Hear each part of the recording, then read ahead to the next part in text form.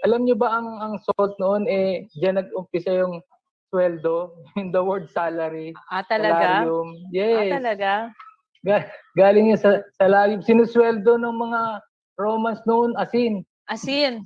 Wow. Diyan galing ang diyan ang galing ang salary, the word salary. Oo. Came from yun, salarium. Yan ang ginagamit ng pangsweldo, pambayad, asin. Kasi walang kwenta ang pagkain mo kapag walang asin. Kahit nga ang Diyos, hindi natanggap ng sacrifice ng panahon pag walang asin.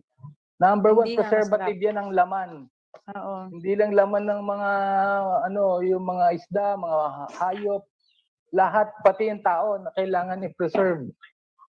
Number one, preservatives din yan, Doc, right?